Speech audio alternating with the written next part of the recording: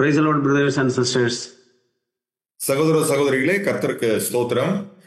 It's the great mercy of God that we are able to meet together like this. நாம் இவண்ணமாக சந்திப்பது மெய்யாகவே தேவனுடைய பெரிதான இரக்கமாய் இருக்கிறது. Wherever the children of God gathers in one spirit, the Lord is in their midst. எங்கெல்லாம் தேவனுடைய பிள்ளைகள் ஒரு மனதின் ஆவியோடு கூட ஒன்று கூடி வருகிறார்களோ தேவன் அவர்கள் மத்தியில் இருக்கிறார்.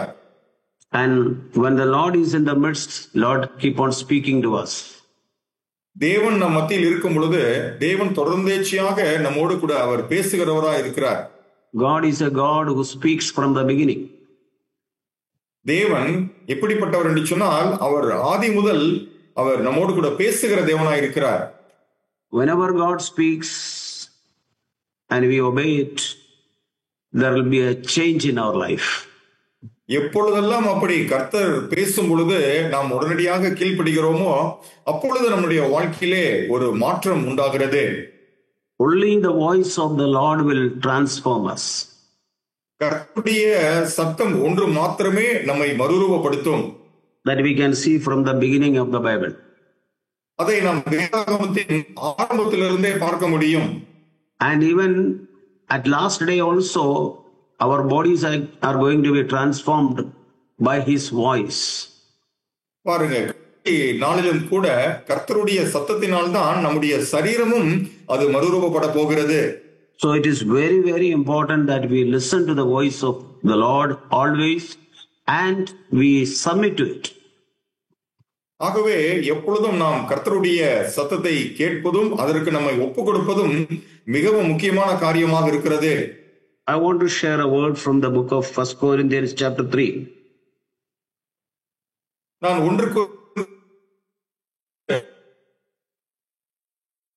1 Corinthians chapter 3. 1 கொரிந்தியர் 3வது அதிகாரம். Here the Holy Spirit says, I don't want to say Paul is saying, it is all the words are inspired by the Holy Spirit.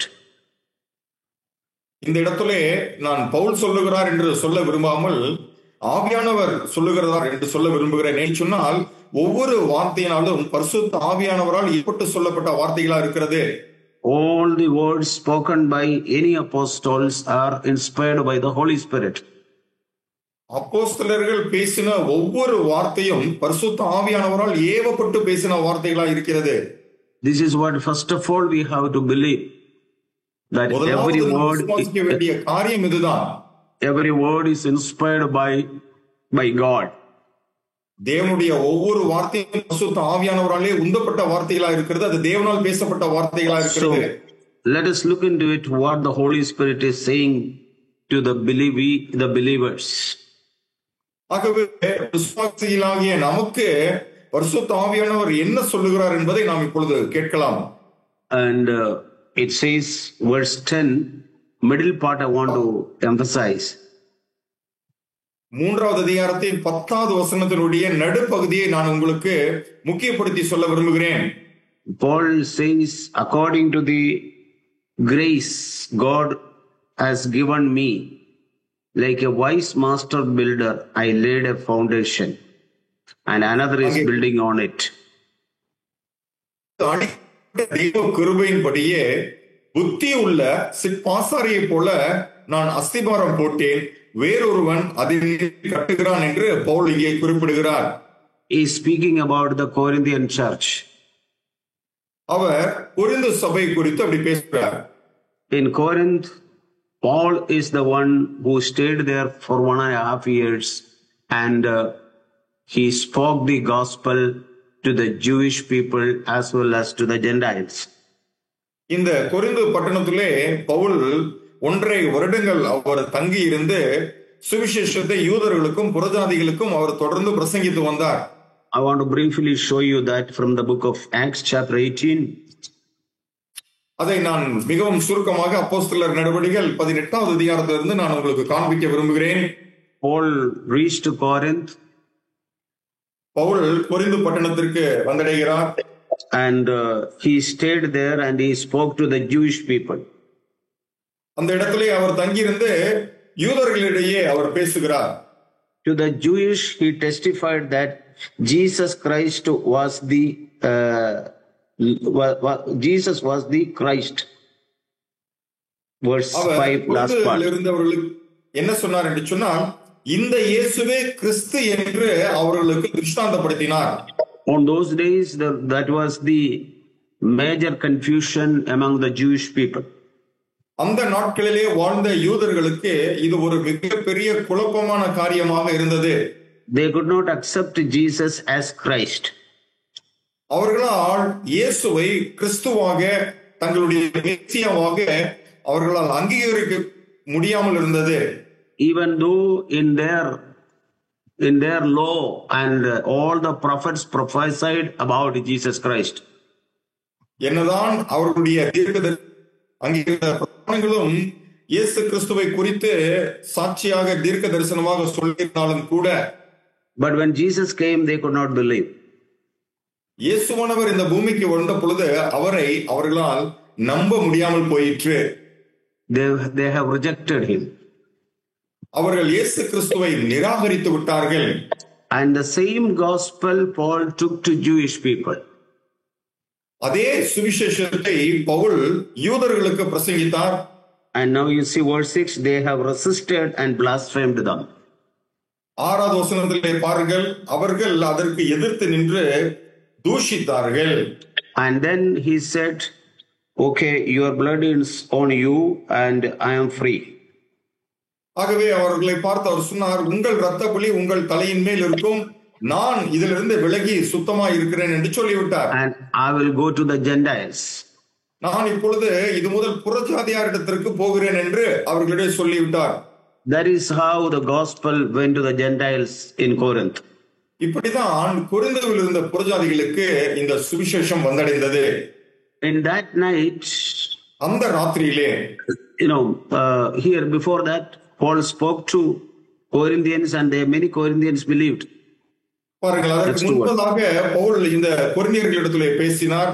Pavul சொன்னதை கொரிந்தியர்கள் விசுவாசித்தார்கள். And in that night the Lord stood beside him and said to Paul, do not be afraid, Paul. 9வது வசனத்திலே, அந்த ராத்திரியிலே கர்த்தர் பவுலுக்கு தரிசனமாகி, நீ பயப்படாமல் பேசு, மௌனமாயிராதே என்று சொன்னார். You keep on speak this truth. நீ இந்த ஒரு சத்தியத்தை தொடர்ந்து அவர்களிடத்திலே பேசு. And I am with you. நான் உன்னோடு கூட இருக்கிறேன். And I have many people in this city. இந்த பட்டணத்திலும் எனக்கு அநேகர் இருக்கிறார்கள் என்று சொன்னார். What an encouragement Jesus gave it to Paul in that situation. பாருங்கள், அப்பேற்பட்ட ஒரு சூழ்நிலை மத்தியிலே எப்பேற்பட்ட ஒரு ஆறுதலை இயேசு பவுலுக்கு கொடுக்கிறார் பாருங்கள். Do not be afraid, but go on speaking. பயப்படாதே, do not be silent. I am with you. I am with you. No man will attack you in order to harm you. உனக்கு தீங்கு செய்யும்படி ஒருவனும் உன்மேல் கை போடுவதில்லை. And I have many people in this city. இந்த பட்டணத்திலே எனக்கென்று அநேக ஜனங்கள் உண்டு என்று சொன்னார். That means that Corinth church was started with the prompting of the Lord himself. அப்படி என்று சொன்னால் இந்த கொரிந்து சபையானது கர்த்தராலே உந்தப்பட்டு தொடங்கப்பட்ட ஒரு சபையாக இருக்கிறது. It was not Paul's inspiration. இது ஏதோ பவுல் சொல்லி வந்த ஒரு காரியம் அல்ல. It is Jesus himself. இயேசு கிறிஸ்துதாமே முன்மொழிந்த ஒரு சபை அது. Even today it is true. இந்த நாட்களிலும் அது அப்படித்தான் இருக்கிறது. Maybe the Lord will use many of his servants, but every place it is initiated by the Lord himself. பாருங்கள், எல்லா இடத்திலும் அதாவது கர்த்தர் தாமே அநேகரை தனக்காக பயன்படுத்தி இப்படி சபைகளை அவர் எழுப்புகிறார். But it is not them. ஆனால் அவர்கள் அதை செய்கிறதில்லை. It is not they who build the church. பாருங்கள், அங்கு இருந்தவர்கள் சபையை ஆரம்பிக்கவில்லை. Now I say Jesus prompted it there through Paul. இந்த இடத்திலே பவுல் மூலமாக இயேசுவானவர் தாமே அங்கே அதை உந்தி துவங்கி வைக்கிறார். So fundamentally we need to understand something. ஆகவே ஒரு காரியத்தை நாம் புரிந்து கொள்ள வேண்டும். That is, maybe through some servant of God we came to the Lord. பாருங்க, ஏதோ ஒரு கர்த்தருடைய ஊழியக்காரர் மூலமாக நாம் கர்த்தரண்டை வந்திருக்கலாம். We got the gospel first through somebody. யாரோ ஒருவர் மூலமாக அந்த சுவிசேஷம் நமக்கு கிடைக்கப்பட்டிருக்கலாம். That is true and that is good. அது நல்லது, அது அப்படித்தான் சம்பவிக்கிறது. But it is not they, it is Jesus himself prompted every places, every person. ஆனால் நமக்கு சுவிசேஷம் சொன்ன அந்த நபர் அல்ல, மாறாக இயேசு கிறிஸ்துதாமே எல்லா இடங்களிலும் தம்முடையவர்களை கொண்டு அப்படியாக அவர் செய்கிறார். In the book of Philippians we read a verse like this. எழுதின நிருபத்திலே இப்படியாக ஒரு வார்த்தையை நாம் வாசிக்கிறோம். I was just want to show you that. அந்த காரியத்தை நான் உங்களுக்கு காண்பிக்க விரும்புகிறேன். He who had begun a good work in you. உங்களிலே இந்த நற்கிரியை தொடங்கின தேவன். First chapter verse 6. ஒன்றாவது அதிகாரத்தினுடைய 6வது வசனம். He who began a good work in you will perfect. தமிழிலே அது 5வது வசனம். உங்களில் நற்கிரியை தொடங்கினவர் அதை முடிய நடத்தி வருவார். Who began the work in each one of us? அப்படி என்று சொன்னால் நம் ஒவ்வொருவருக்குள்ளாகவும் இந்த நற்கிரியை தொடங்கியவர் யார்? Who brought us? நம்மை இந்த இடத்திற்கு அழைத்து கொண்டு வந்தது யார்? Who prompted us to repent? நாம் மனம் திரும்பும்படியாக நம்மை ஏவினவர் யார்? Who prompted us to be born again? நாம் மறுபடியும் பிறக்க வேண்டும் என்று சொல்லி நம்மை ஏவின நபர் யார்? It is Jesus Christ himself. பாருங்க, அவர்தான் இயேசு கிறிஸ்து, அவர் ஒருவர் மட்டுமே. He began a good work in each one of us. நம் ஒவ்வொருவருக்குள்ளாகவும் அவர்தான் இந்த நற்கிரியை ஆரம்பித்து வைத்திருக்கிறார். Paul says to Philippians, it's not me who started a work in you. பாருங்க, பவுல் பிலிப்பியர்களுக்கு சொல்லுகிறார், இந்த நற்கிரியை உங்களிடத்திலே நான் தொடங்கி வைக்கவில்லை. Yeah, it is true that I came to you and I spoke to you, I struggled a lot, but it was not me. சரிதான், நான் உங்களிடத்திலே வந்து பிரயாசங்கள் பட்டது, இந்த சத்தியத்தை நான் உங்களிடத்திலே சொன்னது எல்லாம் உண்மைதான். But he is the one who began the work. ஆனா இந்த நற்கிரியை உங்களிடத்தில் தொடங்கினவர் இயேசு கிறிஸ்து. Every brothers and sisters must understand this truth. ஒவ்வொரு சகோதர சகோதரியும் இந்த சத்தியத்தை அறிந்து வைத்திருக்க வேண்டும். So that our loyalty and our devotion and our commitment must be totally to Jesus Christ. அப்படி இருக்கும் பொழுதுதான் நம்மளுடைய உண்மைத்துவம், நம்மளுடைய உத்தமம், நம்மளுடைய சமர்ப்பணம் எல்லாம் இயேசு கிறிஸ்துவுக்கு என்று இருக்கும். Then Paul stayed there 1 year 6 months. He settled down there. பாருங்க, அதுக்கப்புறம் இன்னும் ஒரு 6 மாதம் பவுல் அந்த இடத்திலே தொடர்ந்து இருக்கிறார். 1 year and 6 months. ஒரு வருஷம் அப்புறம் ஒரு 6 மாதம். He stayed there and spoke the gospel. அந்த இடத்திலே அவர் தாபரித்து அந்த சுவிசேஷத்தை அவர்களுக்கு தொடர்ந்து சொன்னார். And after that he left that place. அதற்கப்புறம் அந்த இடத்தை விட்டு அவர் போய்விடுகிறார். And now he is looking into the Corinthian church. இப்பொழுது அவர் கொரிந்து சபையை மறுபடியும் பார்க்கிறார். And the Holy Spirit is prompting him to write. இப்படியாக எழுத வேண்டும் என்று சொல்லி பரிசுத்த ஆவியானவர் அவருக்கு ஒரு உந்துதலை கொடுக்கிறார். This Corinth church had a pure devotion to the Lord in the beginning. ஆரம்பத்திலே ஆதி காலத்திலே இந்த கொரிந்து சபையார் கர்த்தர் பேரில் முழுமையான ஒரு பயபக்தியும் ஒரு தியானமும் உள்ளவர்களாக இருந்தார்கள். They had a lot of reverence to Jesus Christ. இயேசு கிறிஸ்துவின் மேல் மிகுந்த மரியாதை வைத்திருந்தார்கள். And they wholly submitted to Jesus Christ. அவர்கள் அனைவருமே இயேசு கிறிஸ்துவுக்கு தங்களை முழுமையாய் ஒப்பு கொடுத்தவர்களாய் இருந்தார்கள். But as the time passed by, ஆனால் காலங்கள் நகர்ந்து போன பிற்பாடு, it is a great danger even among the believers today. இன்றைய நாட்களில் இருக்கிற விசுவாசிகள் மத்தியிலும் சம்பவிக்கக்கூடிய மிகப்பெரிய அபாயமும் இதுதான். After some time they got complained with one another and they got, jealous with one another. They began to take side of one another. So many things came into, unwanted things came into them. காலங்கள் கடந்து போன பிற்பாடு தேவையற்ற அநேக காரியங்கள் அவர்களுக்குள்ளாக வந்து விட்டது. அவர்கள் இப்பொழுது ஒருவரை ஒருவர் குறை சொல்ல ஆரம்பித்து விட்டார்கள், பொறாமைப்பட ஆரம்பித்து விட்டார்கள். இப்பொழுது அவர்கள் in chapter 3 verse 1 when we read, மூன்றாவது அதிகாரத்தின் 1வது வசனத்திலே நாம் வாசிக்கும் பொழுது he says, I could not speak to you as to spiritual men. நான் உங்களை ஆவிக்குரியவர்கள் என்று எண்ணி உங்களுடனே பேசக்கூடாமல், but as to men of flesh, infant in Christ. மாம்சத்திற்குரியவர்கள் என்றும்.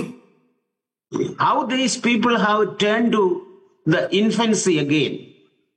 எப்படி இந்த கொரிந்து சபையார் மறுபடியுமாக ஆவிக்குரிய நிலைமையிலே குழந்தைகளைப் போல, அதாவது ஒன்றும் அறியாதவர்களைப் போல மாறிவிட்டார்கள்.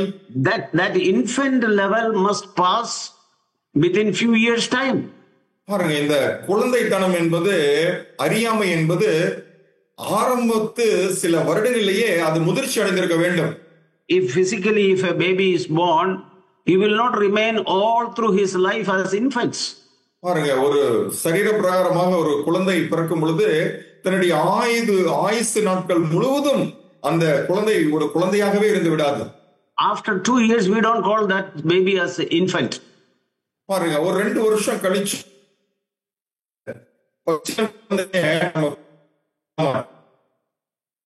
nobody will call him as infant.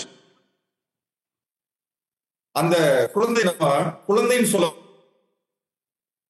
Okay, here in Corinth church, the spiritual men tend to be infants. பாருங்க, இந்த கொரிந்து சபையில் இருந்த ஆவிக்குரியவர்கள் இப்பொழுது மாம்சத்திற்குரியவர்களாக மாறி குழந்தைகளாக மாறிவிட்டார்கள். And he says, I could only give milk to drink. அதனால பவுல் சொல்றாரு, நான் உங்களுக்கு பாலை குடிக்க கொடுத்தேன். That means the fundamental truth concerning salvation. அப்படின்னா ரட்சிப்பை குறித்ததான அடிப்படை சத்தியத்தை நாம் மறுபடியும் சொல்ல வேண்டியதாயிற்று. They did not grow in Jesus Christ. அவர்கள் கிறிஸ்து இயேசுவுக்குள் வளர்ந்து தேராமல் இருந்து விட்டார்கள். Their attitude is of this world. அவர்களுடைய மனப்பான்மை, குணாதிசயம் எல்லாம் இந்த உலகத்தினுடைய காரியங்களுக்கு அடுத்ததாகவே இருந்தது. Their desire have not changed. அவர்களுடைய ஆவிக்குரிய பகுத்தறிவு முதிர்ச்சி அடையவில்லை. Their ambitions have not changed. அவருடைய எதிர்கால திட்டம் இன்னும் மாறாமலே இருந்தது. Their mind has not grown. அவர்களுடைய எண்ணங்கள் முதிர்ச்சி அடையாமல் இருந்தது. Only their years have passed. ஆனால் அவர்களுக்கு காலங்கள் கடந்து போயிருந்தது. Yeah, if somebody asks how many years you are in Christ, brother, I am 20 years, 15 years, 10 years. யாராவது ஒருவர் அவர்களை பார்த்து, சகோதரனே நீங்க கிறிஸ்துவுக்குள்ளாக வந்து எத்தனை நாட்கள் ஆயிடுச்சு சொன்னால் அவங்க சொல்லுவாங்க 10 வருஷம் 15 20 வருஷம் ஆயிடுச்சுன்னு சொல்லுவாங்க. But their mind has not grown. ஆனால் அவர்களுடைய எண்ணம் இன்னும், அந்த சிந்தையானது இன்னும் வளர்ந்து முதிர்ச்சி அடையவில்லை. This can be a danger to many believers even today. இன்றைய நாட்களிலும் கூட அநேக விசுவாசிகளுக்கு வரக்கூடிய ஒரு அபாயம் இது. Paul says, even now you are not ready. Pavul சொல்லுகிறார், இன்னும் நீங்க ஆயத்தமாகவில்லை. But by this time you ought to be teachers, but you are still infants. காலத்தை கணக்கெடுத்து பார்த்தா நீங்கள் எல்லாம் இப்பொழுது போதகர்களாக மாறி இருந்திருக்கணும். ஆனா நீங்களோ இன்னும் பாலுங்கிற குழந்தைகளாக இருக்கிறீர்கள். He says, since there is jealousy and strife among you. பாருங்க, உங்களுக்குள்ளே பொறாமையும் வாக்குவாதமும் உங்களுக்குள் இருக்கிறது. You are not walking like men, are you not walking like mere men? நீங்கள் மனுஷ மார்க்கமாய் நடக்கிறீர்கள் அல்லவா? One says I am of Paul and another says I am of Apollo. ஒருத்தர் சொல்றாரு நாங்கெல்லாம் பவுலை சேர்ந்தவர்கள் என்று, வேறொருவன் சொல்லுகிறார் நாங்கெல்லாம் அப்போலோவை சேர்ந்தவர்கள் என்று. Yeah, that looks so spiritual for them. அவர்களை பொறுத்த மட்டிலே அது ஏதோ ஒரு ஆவிக்குரிய தன்மை போல அவர்களுக்கு இருந்தது. If we take the godly man's name, we think that is very spiritual. நாம் என்ன நினைத்துக் கொள்கிறோம், ஒரு தேவ மனுஷனுடைய பெயரை நாம் பயன்படுத்தும் பொழுது நாம் ஆவிக்குரியவர்களாக இருக்கிறோம் என்று நாம் நினைத்துக் கொள்கிறோம். The familiarity with godly men, we think we become spiritual. நாம் தேவ மனுஷர்களோடு கூட நெருக்கமாக பழகிறது நிமித்தமாகவே நாமும் ஆவிக்குரியவர்களாக மாற்றிக் கொள்கிறோம். No, it won't be like that. இல்லை, அப்படி ஒரு காலம் நமக்கு இருக்காது. Some people were close to Paul and some people were close to Apollo. பாருங்க, சிலர் பவுலுக்கு ரொம்ப நெருக்கமா பழகினாங்க, சிலர் அப்போலோ கூட ரொம்ப நெருக்கமா இருந்தாங்க. So they thought they are all spiritual people. அவர்கள் என்ன நினைத்துக் கொண்டார்கள், அவர்களோடு கூட தாங்கள் நெருக்கம் காட்டிய காரணத்தினால் தாங்களும் ஆவிக்குரியவர்களாக மாறிவிட்டதாக நினைத்துக் கொண்டார்கள். Paul says that is only a human attachment. Pavul என்ன சொல்லுகிறார், அது நீங்கள் வெறுமனே மனுஷமார்க்காய் நீங்கள் இருக்கிற ஒரு பிணைப்பு என்றுதான் சொல்லுகிறார். Even close to Paul is a human attachment. நீங்கள் பவுலாகிய என்னோடு கூட நீங்கள் பிணைந்து இருந்தீர்கள் என்று சொன்னாலும் கூட அது ஒரு மனுஷ மார்க்கமான பிணைப்பு தான் என்று சொல்லுகிறார். Okay, Paul is a servant of God and Apollo is a servant of God. சரிதான், பவுலும் தேவனுடைய ஊழியக்காரர் தான், அப்போலோவும் தேவனுடைய ஊழியக்காரர் தான்.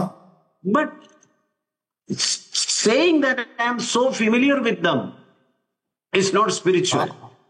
நான் அவர்களோடு கூட மிகுந்த நட்பாக இருக்கிறேன் அல்லது நெருக்கமாக பழகுகிறேன் என்று சொல்கிறதே நாம் ஆவிக்குரியவர்களாக மாறிவிட்டோம் என்பதாக மாறிவிடாது. Now Paul says I came there and I laid a foundation.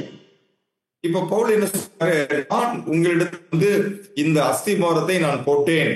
I only put a foundation there. அந்த இடத்துல நான் அஸ்திபாரத்தை தான் போட்டேன். I cannot build it up. You have to build it up. அதன் மேல் நான் கட்ட முடியாது, நீங்கள் தான் கட்டப்பட வேண்டும். He said I laid a foundation and another is building on it.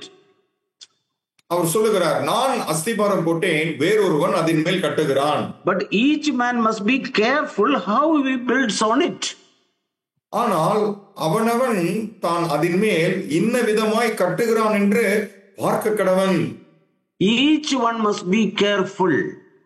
ஒவ்வொரு நபரும் இந்த காரியத்திலே ஜாக்கிரதையா இருக்க வேண்டும்.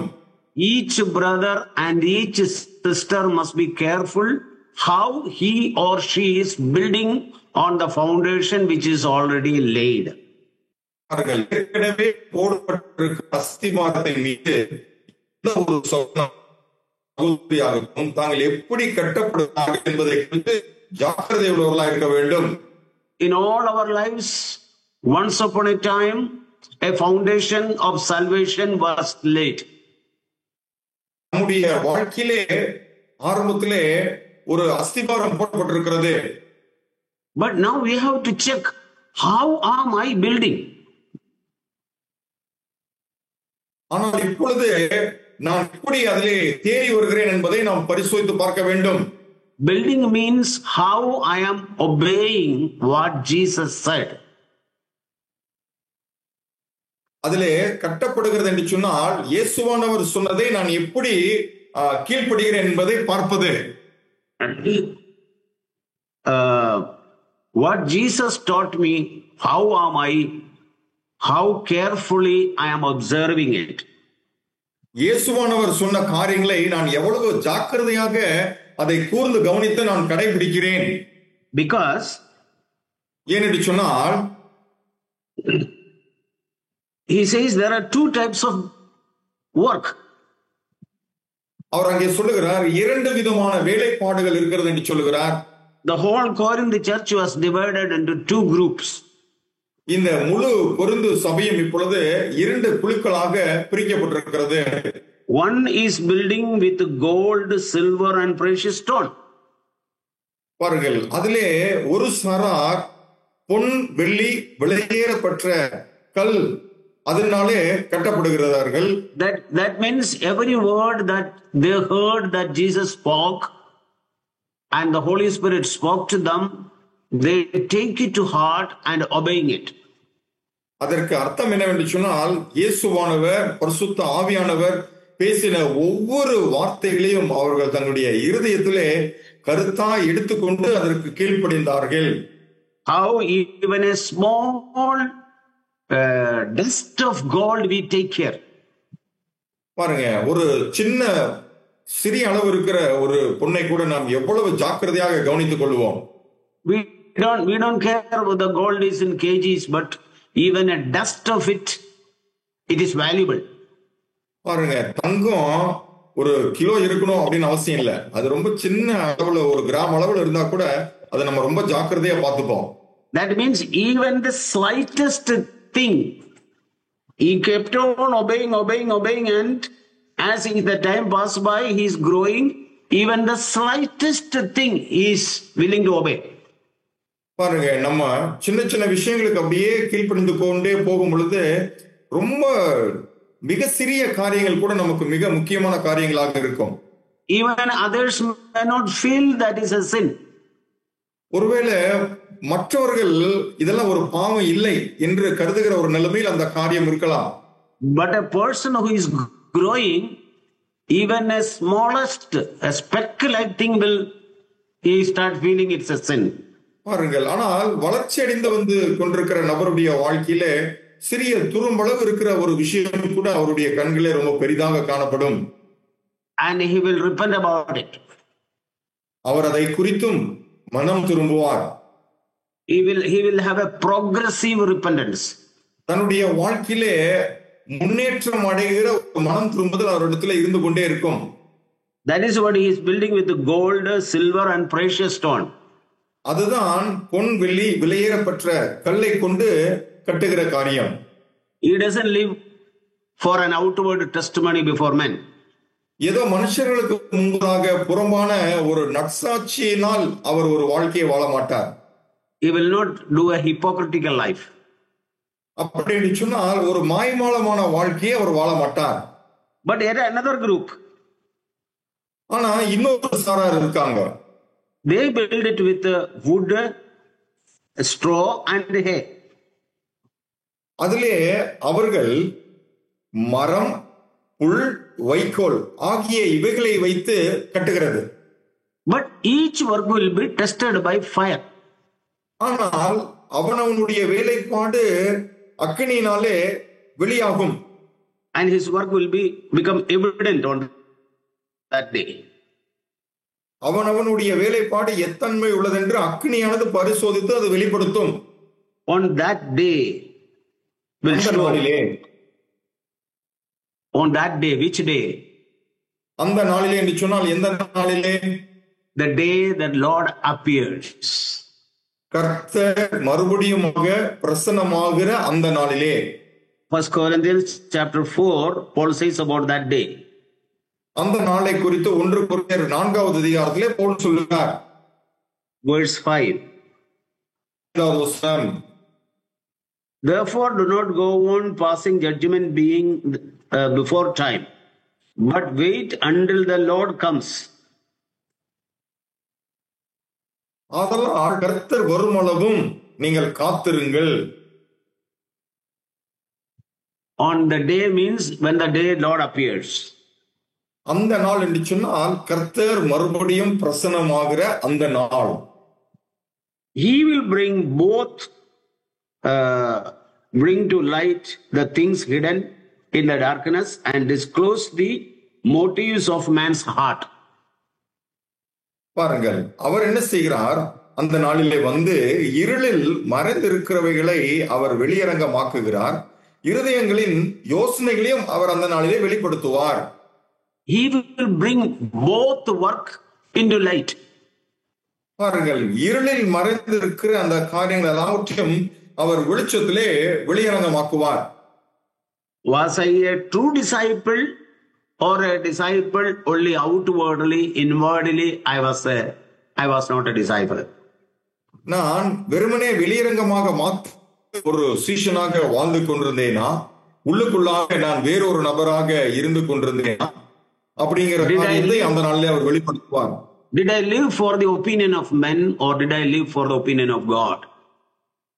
தேவனுடைய அபிப்பிராயத்தை நான் பெரிதாக மதித்து வாழ்ந்தேனா, அல்லது இயேசு மனுஷனுடைய அபிப்பிராயத்தை நான் பெரிதாக மதித்து வாழ்ந்தேனா என்பதை அந்த பரிசோதித்து பார்ப்பார். For what reason I have lived? இதற்காக நான் வாழ்ந்தேன். In my Christian life, for what purpose I have lived? என்னுடைய கிறிஸ்தவ வாழ்க்கையை நான் எந்த நோக்கத்திற்காக வாழ்ந்தேன்? That will be evident one day. ஒரு நாளிலே வெளிப்படுத்தப்படும். When the Lord comes, it will appear to all people. கர்த்தர் மறுபடியும் வரும்பொழுது அது எல்லா ஜனத்திற்கு முன்பதாகவும் அது வெளியரங்கமாகும். See, he will bring to light the things hidden in the heart. பாருங்கள், நம்முடைய இருதயத்திலே மறைந்திருக்கிற யோசனைகளையும் அவர் வெளிப்படுத்துவார். And he will disclose the motives. இருதயத்திலே இருக்கிற நினைவுகள் he will disclose, he will bring to light the hidden in the darkness and disclose the motives of the hearts. அவர் இருளில் மறைந்திருக்கிறவைகளையும் அதே போல இருதயங்களின் யோசனைகளையும் அவர் வெளியரங்கப்படுத்துவார். Why did I do it? Why did I speak like that? ஏன் நான் அப்படி பேசினேன்? Why did I go there? ஏன் அதற்காக நான் அந்த இடத்திற்கு போனேன்? Why did I spoke like that? Looks spiritual before people, but inwardly what was my motive? ஒருவேளை நான் பேசின காரியங்கள் ஜனங்களுக்கு ஒரு ஆவிக்குரிய காரியத்தை போல தோற்றமளித்தாலும் என்னுடைய உள்ளான மனதிலே என்ன நோக்கத்திற்காக அதை நான் பேசினேன்? Did I do for my glory? என்னுடைய சுய மகிமைக்காக நான் செய்தேனா? Or show myself I am go better? அல்லது மற்றவர்களை விட நான் சிறந்த நபர் என்பதை காண்பிப்பதற்காக அப்படி நான் செய்தேனா? There are so many things from where we need to repent day after day. பாருங்கள், நாம் ஒவ்வொரு நாளும் மனம் திரும்ப இப்படி அநேக பகுதிகள் நம்முடைய வாழ்க்கையில் இருக்கிறது. See, human motives are from childhood, it is bad. நம்முடைய குழந்தை பருவத்திலிருந்தே நம்முடைய எண்ண ஓட்டங்கள் எல்லாம் மிகவும் பொல்லாததாக இருக்கிறது. God himself says, from his childhood, his motives are bad. Really bad. தேவன் தாமே மனுஷனை குறித்து சொல்லும் பொழுது அவர் சொல்லுகிறார், அவனுடைய வாலிப நாட்களிலிருந்தே அவனுடைய சிந்தைகள் எல்லாம் மிகவும் பொல்லாததா இருக்கிறது. Genesis chapter 6. ஆதியாகமம் 6வது அதிகாரம். God says before he was destroying all the people. ஜனங்கள் எல்லோரையுமே அவர் அழித்து போடுவதற்கு முன்பதாக அவர்களை பற்றி தேவன் சொல்லுகிறார். He says in verse 5, chapter 6 verse 5. 6வது அதிகாரத்தின் 5வது வசனம். Every intent of the thoughts of his heart was only evil continually. மனுஷனுடைய நினைவுகளின் தோற்றம் எல்லாம் நித்தமும் பொல்லாததே என்று கர்த்தர் கண்டார். We are born like that. நாம் பிறக்கும் பொழுதே அப்படிதான் இருந்திருக்கிறோம். Even after we have become Christians, that has not changed. நாம் கிறிஸ்தவர்களாக மாறிவிட்ட பிற்பாடும் அது நம்மை விட்டு இன்னும் முழுமையாக போய்விடவில்லை. We have to day after the light has to come inside, the darkness has to go. That means we obey the voice of the Lord Jesus Christ day after day, and all sort of that bad intent to go out. பாருங்கள், ஒவ்வொரு நாளும் நாம் நம்மேல் விழுகிற அந்த வெளிச்சத்தினாலே நமக்குள்ள இருக்கிற அந்த தீமை அது வெளியேற வேண்டும். அது எப்படி என்று சொன்னால், இயேசு கிறிஸ்து பேசுகிற ஒவ்வொரு வார்த்தைக்கும் நாம் ஒவ்வொரு நாளும் கீழ்ப்படிதன் மூலமாகவே அது நடக்கும். It is not one time or two times. ஏதோ இது ஒரு விசை அல்லது 2 விசை மாத்திரம் நாம் செய்துவிட்டு அப்படியே விட்டு விடுகிற காரியம் அல்ல. Our intent is very bad, continually evil. நம்முடைய இருதயத்தின் நினைவுகள் எல்லாம் நித்தமும் பொல்லாததா இருக்கிறது. Have you not seen after we have become Christian born again men, you become going to the church, you are attending the church, you are listening to the word of God, still our intents are very bad.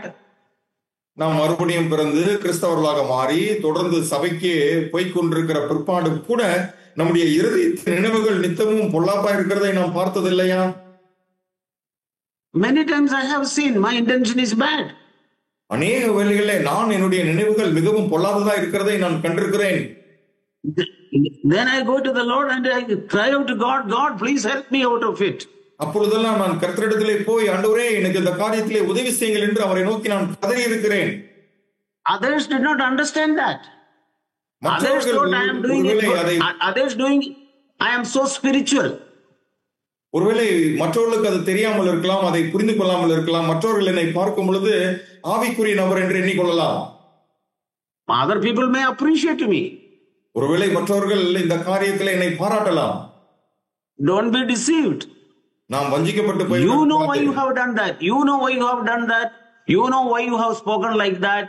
You know what is the reason you went there. All you know about it.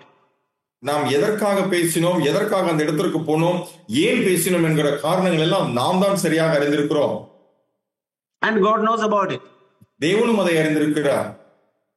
But we are hiding in the heart, in the coating of spirituality. நம்முடைய இருதயத்திலே மறைத்து வைத்துக் கொள்கிறோம். In the outward coating of spirituality. நாம் வெளியரங்கமாக ஒரு தேவ பக்தி, ஒரு ஆவிக்குரிய வேஷத்தை நாம் கொண்டிருக்கிறோம். We say we are brothers and sisters. Praise the Lord, brother. Praise the Lord, sister. We cover up so many things inside that. பாருங்கள், நாம் வெளியரங்கமாக ஆவிக்குரிய சகோதர சகோதரிகளாக கர்த்தருக்கு ஸ்தோத்திரம் என்றெல்லாம் நாம் வாழ்த்து சொல்லி கொண்டாலும் கூட நம்முடைய இருதயத்திலோ பல காரியங்கள் மறைந்திருக்கிறது. Inside a spiritual covering there are a lot of evil hiding. பாருங்கள், இந்த ஆவிக்குரிய போர்வைக்குள்ளாக நிறைய தீமையான காரியங்கள் ஒளிந்திருக்கிறது. And that is what Paul is saying.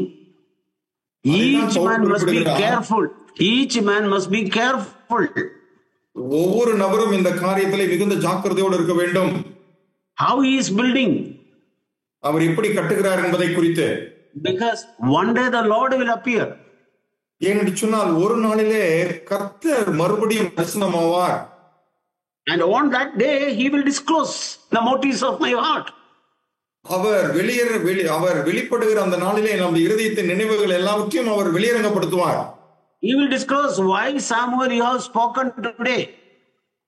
Samuel, நீ இன்று ஏன் பேசினாய் என்கிற அந்த காரியத்தை அவர் அந்த நாளிலே வெளிப்படுத்துவார். What was in your heart? உன்னுடைய truly you spoke or you have spoken with some hidden motives? நீ மெய்யாகவே சத்தியமாக பேசினாயா அல்லது உன்னுடைய இருதயத்திலே அதற்கு பின்னால் ஏதாவது நோக்கம் இருந்ததா? You wanted to gain some acceptance from the people? ஜனங்களிடத்திலிருந்து ஒரு பாராட்டு அல்லது அவர்கள் உன்னை ஏற்றுக்கொள்ள வேண்டும் என்று நினைத்து நீ பேசினாயா? The motives of the heart will be disclosed on that day when the Lord appears. கர்த்தர் மறுபடியும் பிரசன்னமாகும் பொழுது இருதயத்தின் நினைவுகள் எல்லாம் அந்த நாளிலே வெளியரங்கப்படுத்தப்படும். And he will disclose men's heart. அவர் மனுஷனுடைய இருதயங்களை அவர் வெளிப்படுத்துவார். Then each man's praise will come to him from God himself. அப்பொழுது அவனுக்குரிய புகழ்ச்சி தேவனால் உண்டாகும். Each man's praise will come on that day. அவனுக்குரிய புகழ்ச்சி அந்த நாளிலே தேவனால் உண்டாகும். So and that day don't do anything for the praise of anybody. அந்த நாள் வரைக்கும் நாம் யாருடைய எந்த ஒரு புகழ்ச்சிக்கும் எதையும் நாம் செய்துவிடக் கூடாது. Don't do anything for the acceptance of the men. ஜனங்கள் நம்மை ஏற்றுக்கொள்ள வேண்டும் அல்லது அவர்கள் ஏற்றுக்கொள்ள வேண்டும் என்கிற ரீதியிலே நாம் எதையும் செய்துவிடக் கூடாது. On that day your praise will come from God himself. அந்த நாளிலே நமக்கான புகழ்ச்சி தேவனிடத்திலிருந்தே உண்டாக வேண்டும். See, if each man's chapter 3 verse the fire will test the quality of each man's work. பாருங்கள், 1 கொரிந்தியர் 3வது அதிகாரத்திலே நாம் வாசிக்கிறோம், ஏனெனில் அது அக்கினியினாலே வெளிப்படுத்தப்படும், அவனுடைய வேலைப்பாடு எத்தன்முள்ள என்று அக்கினியானது பரிசோதிக்கும். The quality of each man's work. ஒவ்வொரு நபருடைய வேலையின் தரம் எப்படிப்பட்டது என்று. That means our devotion, our purity, our sincerity, our humility, our obedience, all must be qualitative. அப்படி என்று சொன்னால் நம்முடைய தாழ்மையாக இருக்கட்டும், நம்முடைய கீழ்ப்படிதலாக இருக்கட்டும், நம்முடைய உத்தம தன்மையாக இருக்கட்டும், இதெல்லாம் தரம் நிறைந்ததாக இருக்க வேண்டும். Our humility must be of quality. பாருங்க, நம்முடைய மனத்தாழ்மை என்பது ஒரு தரமுள்ள ஒரு மனத்தாழ்மையாக இருக்க வேண்டும். Obedience must be of quality. நம்முடைய கீழ்ப்படிதல் என்பது தரம் நிறைந்த ஒரு கீழ்ப்படிதலாக இருக்க வேண்டும். Everything we do in the name of spirituality must be a quality work. பாருங்க, ஆவிக்குரிய காரியம் என்று சொல்லி நாம் செய்கிற ஒவ்வொரு கிரியையும் தரம் நிறைந்த ஒரு செயலாக இருக்க வேண்டும். And if any man's work is burned upon that day, he will suffer loss. பாருங்கள், ஒருவன் கட்டினது வெந்து போனால் அவன் நஷ்டம் அடைவான். See how the Holy Spirit is exhorting these brethren. இந்த சகோதரரை பரிசுத்த ஆவியானவர் எப்படியாக அவர்களுக்கு புத்திமதி சொல்லி அறிவுறுத்துகிறார் பாருங்கள். On that day, Holy Spirit exhorted the Corinthian brothers. Today, he is exhorting us. அன்று பரிசுத்த ஆவியானவர் பவுல் மூலமாக கொரிந்தியர்களுக்கு அறிவுறுத்தினார், இன்று நமக்கு அறிவுறுத்துகிறார். There is a great warning. If any man's work is burned up, he will suffer loss. பாருங்கள், ஒருவன் கட்டினது வெந்து போனால் அவன் நஷ்டம் அடைவான் என்று சொல்வது மிகப்பெரிய ஒரு எச்சரிக்கை. அது he himself will be saved, but as to the fire. அதுவும் அக்கினியில் அகப்பட்டு தப்பினதை போல் இருக்கும் அது. So that means we will stay, we will remain naked before the Lord. அப்படி என்று சொன்னால் அந்த நாளில் நாம் தேவனுக்கு முன்பதாக நிர்வாணிகளாய் காணப்படுவோம். All that we have done, like a straw and hay and wood, big work we have done. But it's all burned up. மரம், புல், வைக்கோல் இவைகளை போன்ற காரியத்தினாலே நாம் கட்டியிருப்போம் என்று சொன்னால் அந்த நாளில் அவைகள் எல்லாம் வெந்து சாம்பலாகிவிடும். It looks so big and appreciable. People appreciated it. But that day, when the Lord appears, if that is burned, we will suffer loss. நாம் இதை வைத்து கட்டின காரியங்கள் ஜனங்களுக்கு முன்பதாக ஒரு பிரம்மாண்டமாக இருக்கலாம், ஜனங்கள் நம்மை பாராட்டலாம். ஆனால் அந்த நாளிலே அவைகள் எல்லாம் சுட்டரிக்கப்பட்டு போகும். Okay, why did I live for the last 40 years or 50 years? கடந்த 40-50 வருடங்களாக நான் ஏன் வாழ்ந்தேன்? For what reason I have lived? எதற்காக நான் வாழ்ந்தேன்? Or in your age, maybe 20 years or 10 years, for what you have lived? அல்லது உங்களுடைய வயசை ஒப்பிடும் பொழுது 20-30 வருஷங்கள் எதற்காக நாம் வாழ்ந்தோம்? Have you lived for the opinion of people? ஜனங்களுடைய அபிப்பிராயத்திற்காகவா நீங்கள் வாழ்ந்தீர்கள்? Or have you lived for the opinion of God? அல்லது கர்த்தர் என்ன சொல்லுகிறார் என்கிற அந்த அபிப்பிராயத்திற்காக நீங்கள் வாழ்ந்தீர்களா? It is very, very important, brothers and sisters. சகோதர சகோதரிகளே, இப்படி வாழ்வது மிக மிக முக்கியமானது. See, when Jesus was speaking, பாருங்கள், இயேசு பேசின பொழுது Matthew 5 and 6 and 7. மத்தேயு 5, 6, 7 அதிகாரங்கள். I want to encourage all the brothers and sisters, read daily and understand daily Matthew 5 and 6 and 7. ஆகவே அனைத்து சகோதர சகோதரிகளும் மத்தேயு 5, 6, 7 அதிகாரங்களை நீங்கள் தினமும் வாசித்து நன்றாய் புரிந்து கொள்ள வேண்டும் என்று சொல்லி meditate on that. இந்த 3 அதிகாரையும் நீங்கள் தொடர்ந்து தியானியுங்கள். This is the foundation of the new covenant. புதிய உடன்படிக்கையினுடைய அடிப்படையே இதுதான். All other books in the New Testament is the explanation of these 3 chapters.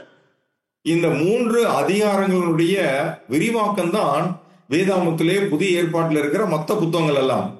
All apostles have based on the Holy Spirit has given them light on these 3 chapters, and based on these 3 chapters, this is the explanation of these 3 chapters. பாருங்கள், மற்ற நிருபங்கள், அப்போஸ்தலர்கள் எழுதின நிருபங்கள் எல்லாமே இந்த 3 அதிகாரத்திலே பரிசுத்த ஆவியானவர் அவர்களுக்கு கொடுத்த வெளிச்சத்தினுடைய விளைவான ஒரு விளக்கம் தான் அது.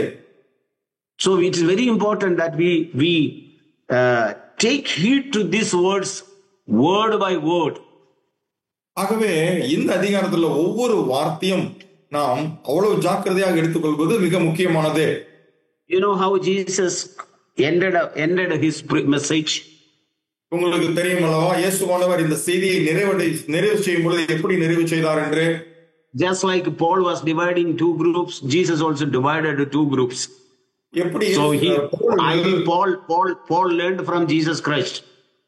எப்படி பவுல் விசுவாசிகளை 2ஆக பிரித்தாரோ அதே போல இங்கே இயேசு பிரித்திருக்கிறார். நான் நினைக்கிறேன் பவுல் இயேசுவினிடத்திலிருந்து தான் இந்த காரியத்தை கற்றுக்கொண்டார் என்று. Jesus has divided all his hearers into 2 groups. பாருங்கள், தன்னை கேட்டவர்களை இயேசு 2 குழுவாக பிரித்தார். One wise and one foolish. அதிலே ஒரு சாராருக்கு புத்தி உள்ளவர்கள் என்று, மற்றொரு சாராரை புத்தியற்றவர்கள் என்று அவர் பிரித்தார். What the wise people did? இந்த புத்தி உள்ளவர்கள் என்ன செய்தார்களாம்? It says here verse 24. 24வது வசனத்திலே சொல்லப்பட்டிருக்கிறது, they have acted on the word that they have heard. நான் சொல்லிய இந்த வார்த்தைகளை கேட்டு இவைகளின்படி அவர்கள் கடைபிடித்தார்கள். They have obeyed that word. அந்த வார்த்தைகளுக்கு அவர்கள் கீழ்ப்படிந்தார்கள். They are the wise people. அவர்கள் தான் புத்தி உள்ளவர்கள். And they built a house. அவர்கள் வீட்டை கட்டினார்கள். And rain came, flood came, wind came. அங்கே பெரும் மழை, on that house it hit. பெரும் காற்றடித்தது, பெரும் வெள்ளம் வந்தது. அந்த வீட்டின் மீது மோதியும் அந்த வீடு அசையாமல் நிலைத்து நின்றது. Because temptations and tests are evident as inevitable in our life. பாருங்கள், நம்முடைய வாழ்க்கையிலே நாம் பரிசோதிக்கப்படுவது, நாம் சோதிக்க பார்க்கப்படுவது எல்லாமே தவிர்க்க முடியாத ஒரு காரியங்கள், அவசியமானது. That is good. That is good for us to be. நன்மையான காரியம் தான் அது.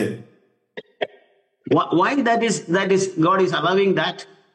ஏன் இந்த சோதனைகள், நாம் சோதிக்கப்படுகிறதை தேவன் அனுமதிக்கிறார்? Because God is testing how we are building. பாருங்கள், நாம் எப்படி கட்டுகிறோம் என்பதை தேவன் நம்மை பரிசோதித்து பார்க்கிறார். And the other group, they just heard it. மற்றொரு சாரார் வெறுமனே கேட்டு விட்டு அப்படியே போயிருக்கார்கள். See, first word when you read it, Jesus saw a crowd. பாருங்கள், முதலாவது வசனத்தில் நம்ம வாசிக்கிறோம், இயேசு திரளான ஜனங்களை கண்டு. He saw a crowd. அவர் ஒரு திரளான ஜனங்களை பார்க்கிறார். And he began to speak. அவர்களோடு கூட அவர் பேச ஆரம்பிக்கிறார். Okay, after message, many people would have appreciated him. பாருங்க, ஒருவேளை அந்த பெரிய செய்திக்கு பிற்பாடு நிறைய ஜனங்கள் அவரை பாராட்டி இருக்க கூடும். Yeah, it says here verse 28, 7:28. பாருங்க, 7வது அதிகாரத்தினுடைய 28வது வசனத்திலே சொல்லப்பட்டிருக்கிறது, crowds were amazed. ஜனங்கள் அதை பார்த்து மிகவும் ஆச்சரியப்பட்டார்கள். தமிழ்ல 29. But they did not obey. ஆனால் அவர்களும் அதற்கு கீழ்ப்படியவில்லை. But there were only few people. ஆனால் அங்கே வெகு சிலர், ஒரு சிலர் இருந்தார்கள். Small number of disciples. எண்ணிக்கையில் மிக சிறிய அளவிலான அவருடைய சீஷர்கள். So it is not important how big is the crowd. அப்படி சொன்னால் கூட்டம் எவ்வளவு பெரிது என்பது நம்முடைய காரியம் அல்ல. How many people are accepting us or gathering together is not important. நம்ம எத்தனை பேர் ஏற்றுக்கொள்கிறார்கள் அல்லது எத்தனை பேர் ஒன்று கூடி வருகிறார்கள் என்பதெல்லாம் ஒரு பொருட்டல்ல. Now Jesus also divided all the hearers into 2 groups. இங்கே இயேசுவானவர் தான் சொல்லிய வார்த்தைகளை கேட்ட ஜனங்களை இரண்டாக பிரித்தார். And one is a wise group and one is a foolish group. ஒரு கூட்டத்தாரை புத்தியுள்ளவர்கள் என்றார், மற்றொரு கூட்டத்தாரை புத்தி இல்லாதவர்கள் என்று சொன்னார். And you see what James says about it. இவர்களை குறித்து யாக்கோபு தன்னுடைய நிருபத்திலே என்ன சொல்லுகிறார் பாருங்கள். He is also dividing the people into two groups. பாருங்கள், இந்த யாக்கோபும் ஜனங்களை இரண்டு குழுக்களாக பிரிக்கிறார். James chapter 1. யாக்கோபு 1வது அதிகாரம். It says சொல்லப்பட்டிருக்கிறது verse 22. யாக்கோபு 1வது அதிகாரத்தின் 22வது வசனம்.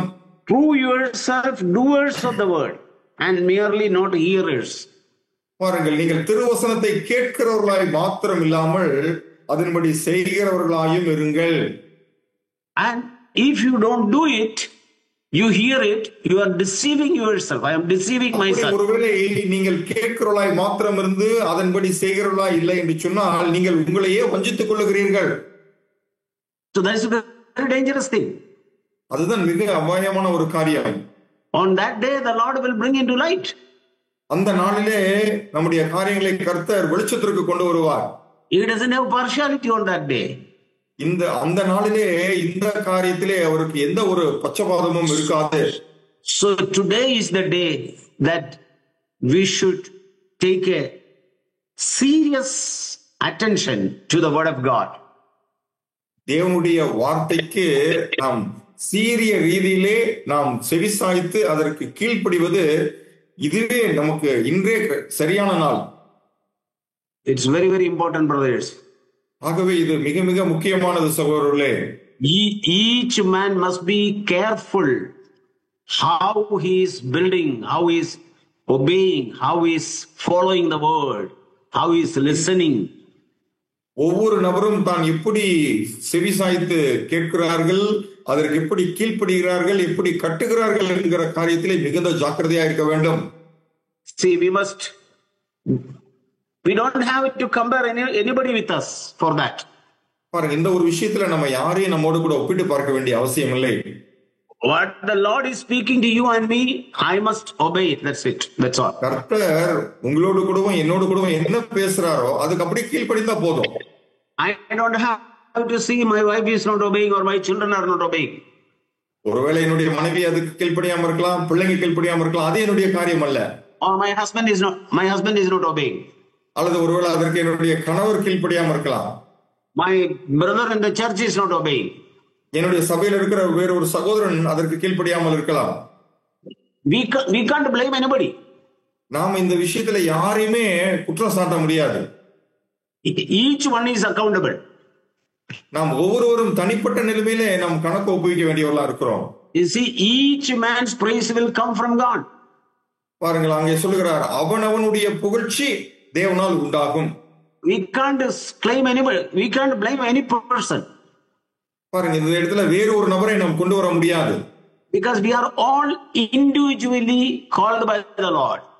ஏனென்று சொன்னால் நாம் ஒவ்வொருவரும் தனிப்பட்ட நிலைமையிலே நம்முடைய கர்த்தரால் நாம் அழைக்கப்பட்டிருக்கிறோம். And each man has to give an account. ஆகையால் ஒவ்வொரு மனுஷனும் தன்னுடைய கணக்கை தனிப்பட்ட நிலைமையிலே ஒப்புவிக்க வேண்டும். You see here that word in Hebrew chapter 4. அதை நாம் எபிரேயர் 4வது அதிகாரத்திலே நாம் வாசிக்கிறோம். And with him whom we have to give an account. பாருங்கள், 3வது வசனத்தினுடைய கடைசி பகுதி, அவருக்கே நாம் கணக்கு ஒப்புவிக்க வேண்டும்.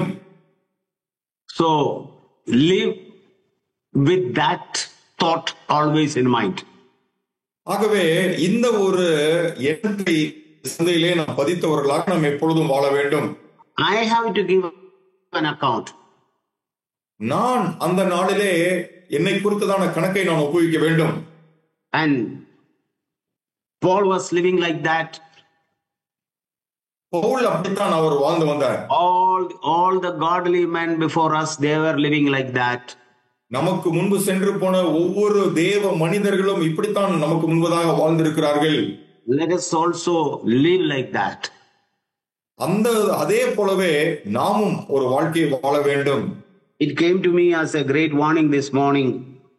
Each man must be careful how he is building.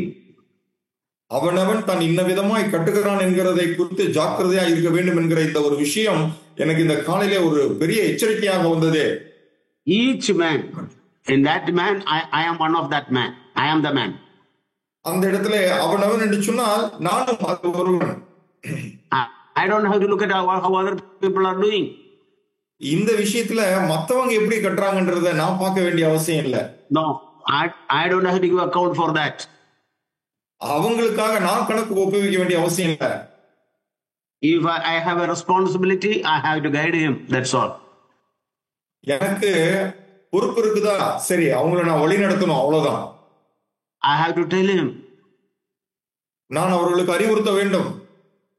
I have to correct him. That is true. In my capacity. அவர்களை நான் சரி செய்ய வேண்டும். கரெக்ட், அது உண்மைதான். But I don't have to account after that. ஆனா அவங்களுக்காக நான் கணக்கு ஒப்புவிக்க வேண்டியதில்லை. Because Lord is a righteous Lord. என்று சொன்னால் கர்த்தர் நீதி உள்ளவராய் இருக்கிறார். If I have said to that person, my duty is over there. பாருங்க, அவருக்கு நான் இந்த காரியத்தை குறித்து ஏற்கனவே எச்சரித்து விட்டேன் என்று சொன்னால் என்னுடைய கடமை முடிந்தது, அவ்வளவுதான். And after that he has to give an account. That person has to give an account. அந்த விஷயத்தை குறித்து அவருடைய காரியத்திற்கு அவர்தான் கணக்கு ஒப்புவிக்கணும். So brothers and sisters, let us take the word of God and our life so seriously. ஆகவே சகோதர சகோதரர்களே, தேவனுடைய வார்த்தையும் நம்முடைய வாழ்க்கையும் ரொம்ப ஜாக்கிரதையா நம்ம எடுத்துக்கணும். Just like the children of Israel, they were waiting for their Messiah, but when Messiah came, they rejected him. இந்த இஸ்ரவேல் ஜனங்கள் மேசியா வருகிறதற்காக காத்து கொண்டிருந்தார்கள். அவர்களுடைய மேசியா வந்த பொழுதும் அவரை அவர்கள் நிராகரித்து விட்டார்கள். Same way, அதே போலதான் we are waiting for the return of the Lord. நம்முடைய கர்த்தராகிய இயேசு கிறிஸ்துவினுடைய வருகைக்காக நாம் காத்து கொண்டிருக்கிறோம். But there is a possibility inwardly we reject him by our actions. நம்முடைய உள்ளத்திலே நாம் அவரை நிராகரித்து விடுவதற்கு வாய்ப்பு இருக்கிறது.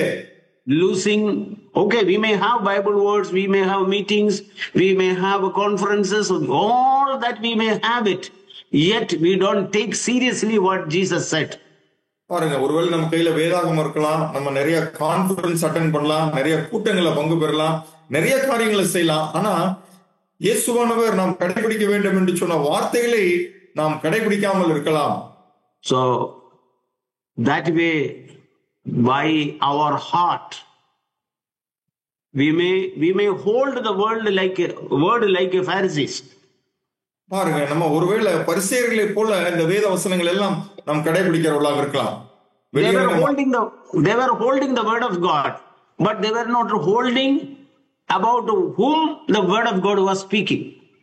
பாருங்க, அவங்க கையில தேவனுடைய வார்த்தையை அவங்க கையில வச்சிருந்தாங்க. ஆனா அந்த வார்த்தை யாரை குறித்து பேசுகிறது என்பதை குறித்து அவர்கள் அறியாமல் இருந்தார்கள். It may be possible. நமக்கும் அதே மாதிரி நடக்க வாய்ப்பு இருக்கு. We may leave the devotion from Jesus to the Bible. பாருங்க, நம்ம இயேசு கிறிஸ்துவின் மேல் கொண்டிருக்கிற அந்த பயபக்தியை விட்டுட்டு வேதாகமத்தின் மீது அந்த பயபக்தி நமக்கு இருக்கலாம். We may go to the messages. நமக்கு இருக்கிற செய்திகள், அதன் மேல் நமக்கு ஒரு மரியாதை ஏற்படலாம். No, that is what they have done. அவர்களும் அந்த தப்பு தான் செஞ்சாங்க. They were holding the Bible. அவங்க வேதத்தை கையில் எடுத்துக்கொண்டார்கள். But they were not holding the one about whom the scripture was speaking.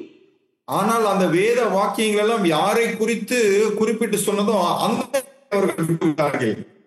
So it's very dangerous. We need to be careful how we each one of us are building our life daily. ஆகவே நாம் ஒவ்வொருவரும் ஒவ்வொரு நாளும் எப்படி கட்டி வருகிறோம் என்பதை குறித்து நாம் பார்ப்பது மிக மிக முக்கியமானது. That's all I want to share tonight. இந்த ராத்திரியிலே நான் இதைத்தான் உங்களோடு கூட நான் பகிர்ந்து கொள்ள விரும்பினேன். Amen. Amen. Let's pray. Heavenly Father, we praise you and thank you for all these brothers and sisters.